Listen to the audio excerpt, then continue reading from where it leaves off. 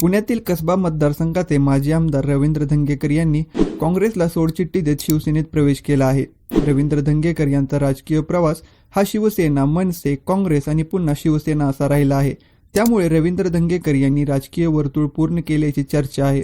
रवींद्र धंगेकर यांचा शिवसेनेतील प्रवेश हा त्यांच्या पत्नीच्या नावावर असलेल्या वक्फ बोर्डाच्या जागेवरून झालेल्या आरोपातून झाला आहे असं बोललं जात आहे.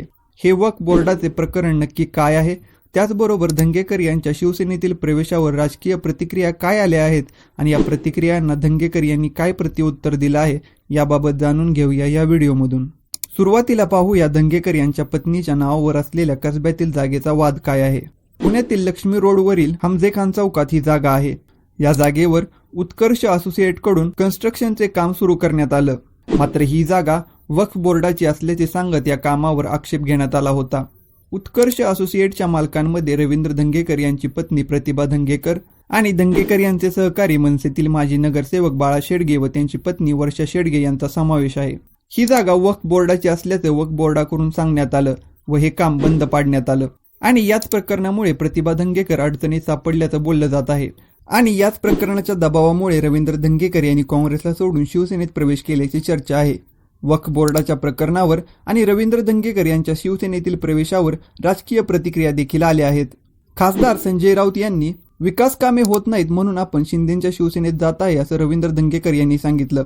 खरं तर त्यांनी त्यांचे जे कोणी दैवत असतील त्यांना स्मरून सांगितलं पाहिजे की मी खरोखर विकास कामासाठी गेलो आहे. कसबा मतदारसंघात एक जागा आहे, ती प्रतिभा रवींद्र धंगेकर आणि इतर पार्टनर यांच्या नावावर आहे. त्या जागेची किंमत साधारण 60 कोटी आहे असं म्हणतात. ही जागा त्यांनी विकासासाठी ताब्यात घेतली होती, पण लोकसभेच्या काळात भाजपकडून काही लोकांनी ही जागा वक्फ बोर्डाची असल्याचं सांगितलं. काही मुस्लिमांना हाताशी धरून धंगेकरांविरोधात भाजपचे लोक कोर्टात गेले होते. त्यांचं काम अडवण्यात आलं. त्या कामाची स्टॉप ऑर्डर काढण्यात आली. त्यामुळे प्रतिभा धंगेकर यांच्यावर अटकेची टांगती तलवार आली.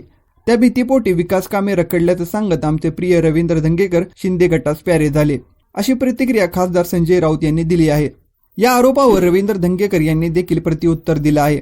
ते म्हणाले, ही जागा वक्फ बोर्डाची असेल तर याचा त्रास मुस्लिम समाजाला व्हायला हवा होता, पण त्रास भाजपच्या नेत्यांना झाला.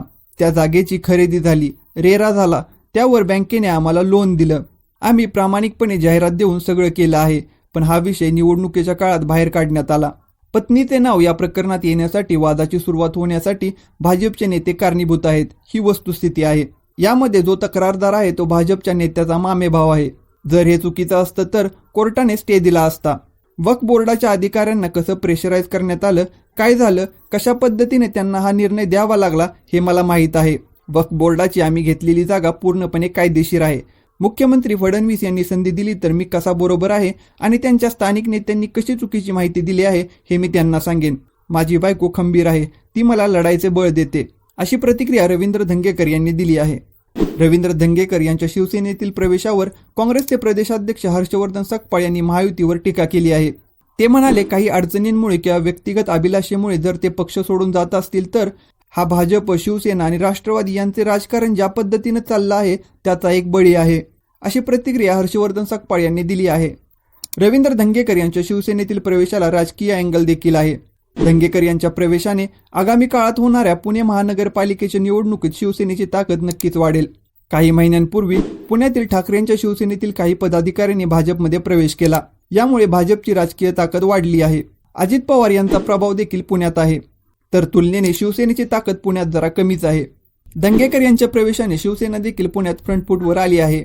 त्यामुळे जर पुणे महानगरपालिकेची निवडणूक महायुतीने स्वतंत्र लढण्याचा विचार केला तर शिंदेची इमेज, हिंदुत्वाचा बेस आणि रवींद्र धंगेकर यांचा ग्राउंडवर काम करणारा नेता अशी ओळख, यामुळे शिवसेना भाजप आणि राष्ट्रवादीला शह देऊ शकते. मंडळी, तुम्हाला काय वाटतं? पत्नीवर होणारी कारवाई टाळण्यासाठी रवींद्र धंगेकर यांनी शिवसेनेत प्रवेश केला आहे का, की यामागे फक्त राजकीय अँगल आहे? याबाबत तुमचं मत काय आहे ते आम्हाला कमेंट बॉक्समध्ये नक्की कळवा. आणि व्हिडिओ जर आवडला असेल तर अशा नवीन व्हिडिओ पाहण्यासाठी मुद्द्याचं बोला या यूट्यूब चॅनेलला सबस्क्राईब करा.